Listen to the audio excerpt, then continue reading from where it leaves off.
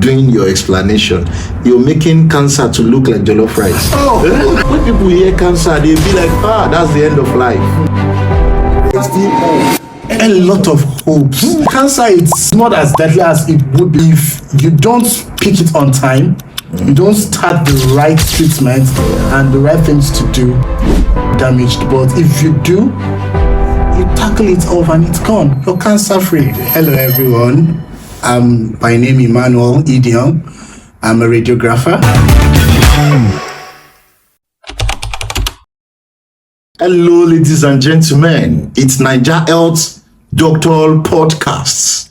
On today's episode, we have a very sound and eloquent radiographer that will take us through the journey of today's episode. But before we proceed, subscribe to our YouTube channel, Naija Health Doctor, and follow us on all social media, Facebook, Instagram, and TikTok. In addition, our health professionals, let's appreciate them. They are doing a fantastic work. To be sincere, they are doing what we cannot do. So when you come to them, try to be mild with them. Don't transfer aggression to them. They are human beings like us too. So let's appreciate them for the great job they are doing out there. Welcome, sir. Thank you so much, sir. How are you doing, sir? I'm very well. I'm happy to be here too. As a radiographer, what inspired you for taking this course? I think as I was growing up then, I never wanted to be a radiographer. I've had this inspiration to be a doctor, because that's one of the major things a lot of us, when we were in science classes, had ever got to know. I wanted to be a doctor, so I had several attempts of writing this extra exams JAM into the university. So in many attempts, I didn't pass. I got an advice from a doctor who happened to be a church member. Guy, you've been trying to write this doctor medicine. It's not all about medicine. You could try another course. And I asked him which. He mentioned radiography. So that's my very first time of hearing radiography. I never knew about it. Though I knew other health professional courses as nursing, lab scientist, but radiography never came to mind. I opted in for it and I wrote the JAM, and luckily I got into radiography. So that's how radiography came for me. What are the most challenging parts? I've practiced for about 5 years since my graduation, my internship, and likes. I wouldn't say there are so many challenging parts in radiography, because radiography encompasses a lot of things. It's not just one aspect of imaging. There are different aspects of imaging. So here in our country, our system here, we have lack of facilities where one can lay his or her hands on and then do the job as right as it should be. So I think that's the basic challenges. After you've gone through a lot of things you've read in school, hoping when you're out to practice, you would have a better foundation to put all your knowledge to. But here you don't have it. So that's the challenge, I would say. Well, how do you now overcome the challenges? Part of overcoming challenges, I think it's usually personal interest things. In radiography, you can't do everything as one would speak to. We have areas of specialization. On your own as a person, you need to decide where you would like to specialize into. You understand? Like me, I can't lay my hands on the MRIs we don't have around. Imagine places in Nigeria, you have just about 10 centers in Nigeria with MRIs machines. So I can't lay my hands and I can't get across to the states that have MRIs. I just decided, okay, let me find a niche in one of the imaging area. So I actually found a niche with ultrasound. So that's how I've overcome the challenge. What is the difference between a radiographer and a radiologist? I think a lot of people many times have these misconceptions. You call a radiographer a doctor. At this point, I would have to enlighten you everyone now that there's a lot of difference between a radiographer and a radiologist. Now, a radiographers are actually a health practitioner who are trained to use different imaging modalities be it ionized or non-ionizing radiation, to get images of the human body. So they are trained with the arts on how to operate these machines and trained with the skills on how to get a good images. You understand? Yeah. So that's what a radiographer does. The patient gets to them, they see the patient, interact with the patient, get the images acquired. Now, a radiologist on the other hand, there are doctors, but they have undergone the training as well on interpretation. The word interpretation is very important, actually, on the interpretation of medical images that were acquired by a radiographer. The radiologists are actually the core doctors, not the radiographers. Radiographers are not the doctors. So they are the ones you see, they do all the images acquisitions and then send it over to the radiologist who does the interpretations and perhaps could refer back to the referring physicians who send the patients down. Really break it down for us. Out there, we used to have patients complaining about neck. Okay. What are the X-ray they can go for? For neck pain, basically we do what we call a cervical X-ray. The patient comes in, complain of the neck pain, you take the patients in for cervical X-rays. The cervical X-rays, it has two views as one would want to know, the AP and the lateral view. It's actually an X-ray to check the cervical spine, how they are well arranged in their alignment, or is there any new growth of bones or any structures that shouldn't have been found, are they actually there, that could be causing pain. Because if those neck bones, the cervical bones I would speak of, are not well aligned, they tend to cause what they call an impingement. Sometimes if they compress on others, they could compress on the nerves, and that can cause the neck pain because the nerves are the ones supplying to muscles, like, so they could just cause that pain at that level. That is what we do for people that complain of neck pain. Thank you. Rule out what we call spondylosis. That's very important because every person that has pain to the joint, the bones of the neck are also joints. They're actually joints around it. So any pains to the joints, we know it as arthritis. So for that of the spine, maybe the neck or wherever spine, it's actually known as spondylosis. You answered part of another question I want to ask. Oh, really? Yes, I like that. Sorry about that. I was just carried away. Yeah, because the main purpose of this podcast is for our people to have the idea of what to ask for when you're feeling pain. Oh, okay. We have spondylosis, thoracic spondylosis, lumbar spondylosis. The spondylosis we're talking about, can you please break it down for us? What is spondylosis? I see when I have answered, I've delved into your other question. Sorry about that. But then we'll still talk on it now. Spondylosis, as I said earlier, it's actually the degenerative problem regarding the spine. Whatever spines, we have 5 spines in the body. We have the cervical, we have the thoracic, we have the lumbar, we have the sacral. Because it doesn't really comes in play because the humans as we are, we don't need that just like the animals does. So spondylosis, it's when the spine gets to be roughened, the smoothness of the spine, it's no longer seen as it should be. It could be dietary issues, it could be lifestyle, it could be sitting positions, it could be a lot of factors that could attribute to roughening of the spine. So that's where spondylosis comes in, as to compare to every other joint we call arthritis. So it's just like a second word of calling arthritis, but this is particularly on the spines of the body.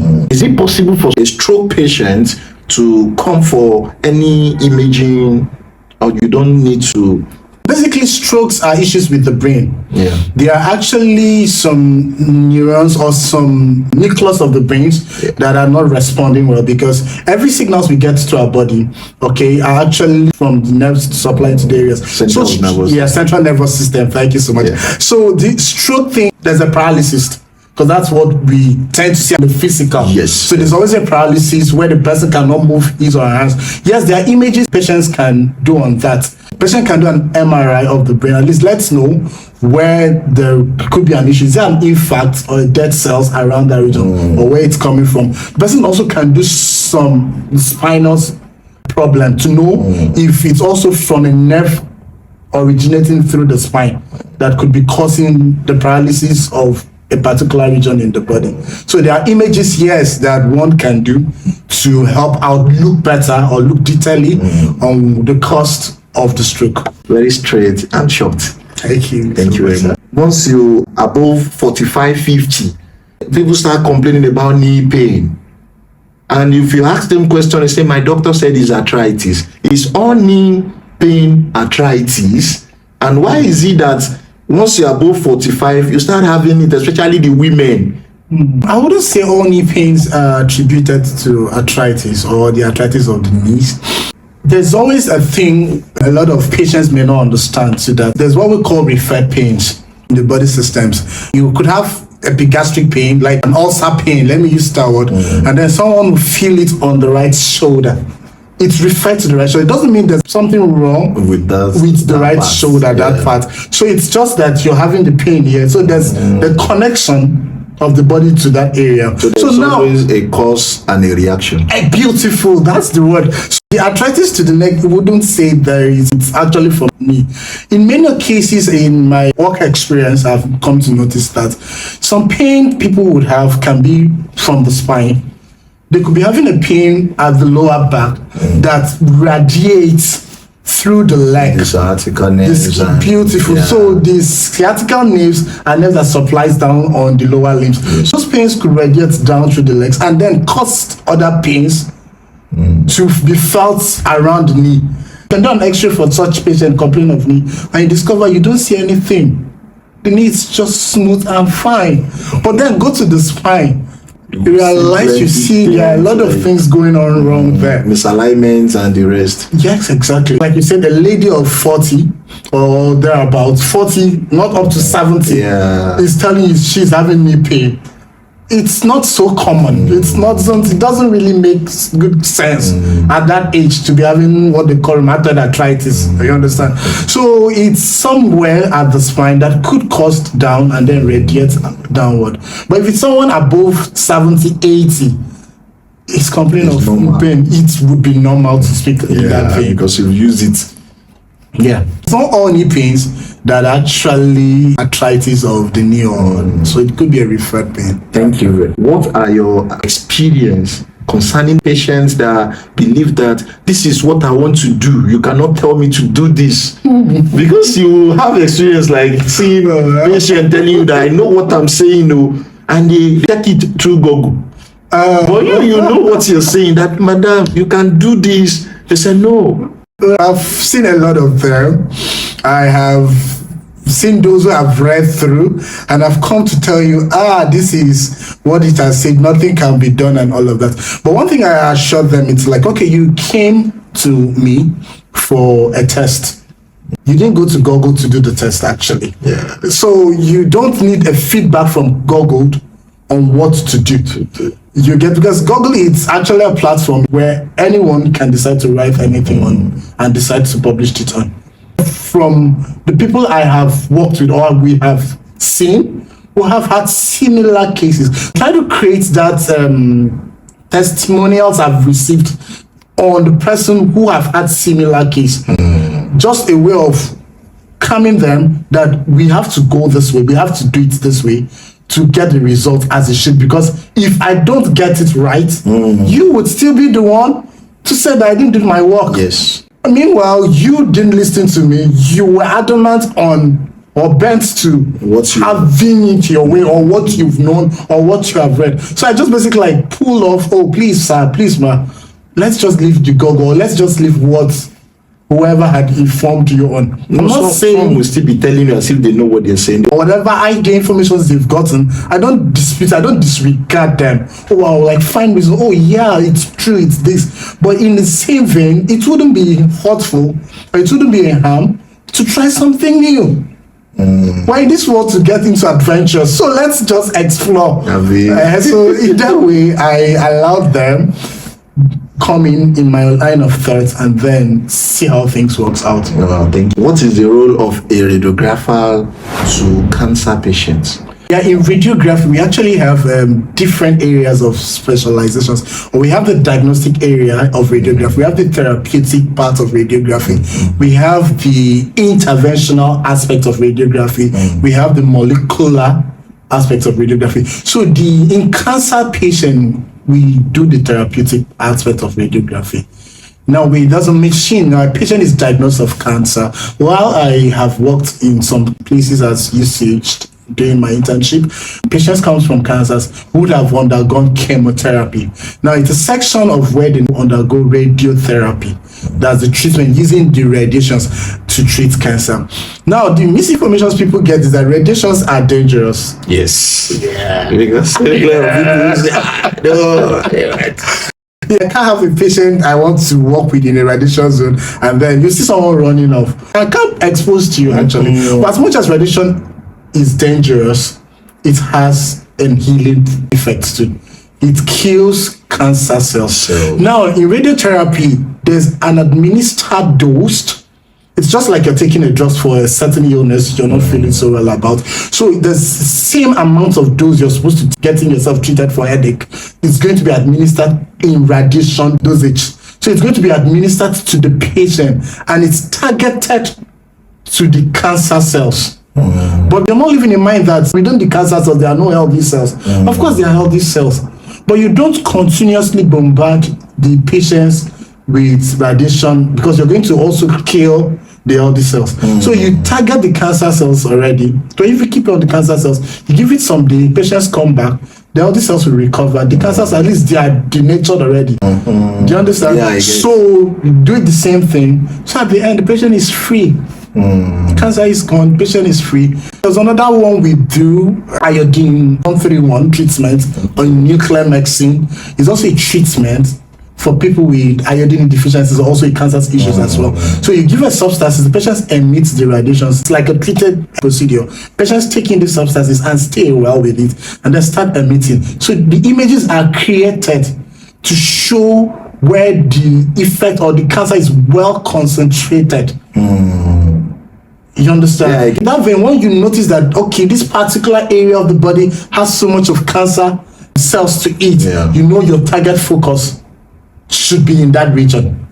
So in that way, radiography has helped a lot to treat cancer patients. Wow. When you're doing your explanation, you're making cancer to look like jollof rice. Oh,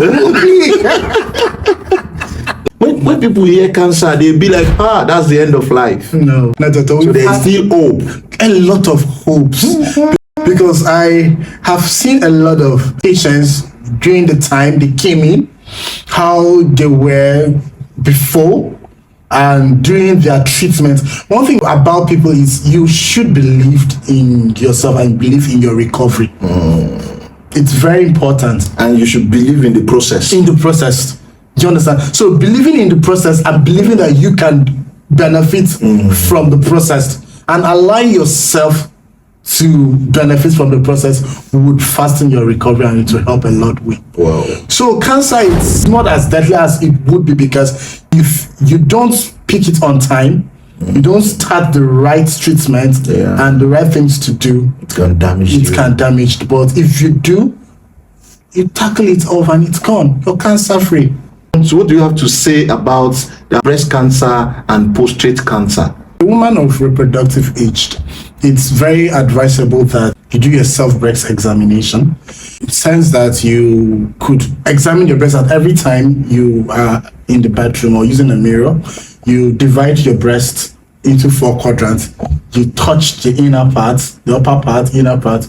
You also touch the outer part, the lower, and the other outer lower. This is all to check to know if there are any lumps or if there's anything you can feel around that. So once you get to discover that, fine, good and fine, you've discovered one part now. Now you go to the hospital now. You'll be asked to do an ultrasound of the breast or you do a mammogram if you're of age to do a mammogram. So once it's done, it's detected to be cancer, let's say so, or if it's detected not to be cancer, good and fine, you're fine, you can just go, nothing will be done. But if it's detected to be cancer, yes, it's also good that you've detected it early. The doctors will now decide that they have to do the removal of that area.